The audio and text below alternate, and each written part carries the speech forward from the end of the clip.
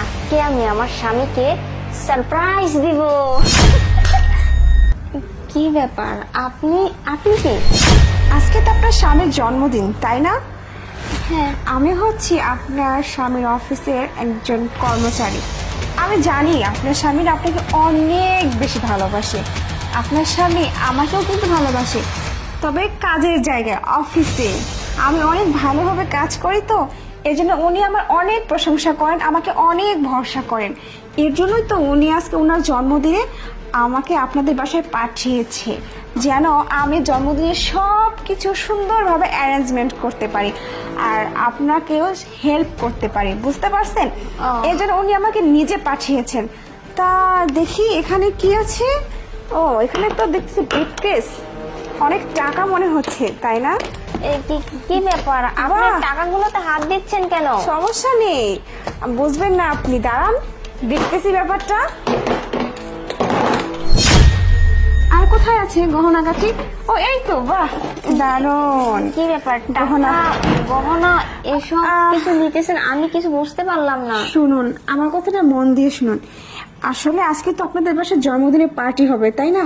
তো যখন অনেক লোকজন আসবে, ভিড়ের মধ্যে তো অন্য কেউ সেগুলো নিয়ে যেতে পারে, তাই না?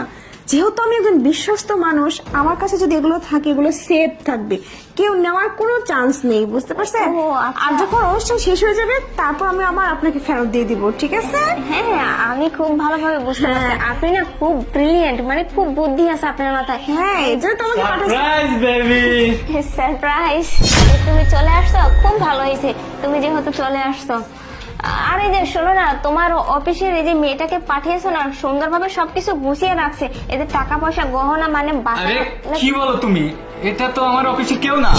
আরে এই মেয়ে এখানে কি করতেছে?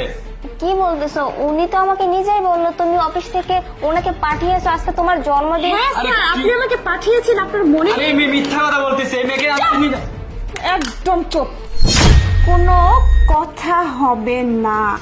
কথা বললে কিন্তু একদম এটা চেপে দেব মাথার ভিতর, ঢুকে যাবে, খুলিটা উড়ে যাবে, বুঝতে পারছিস?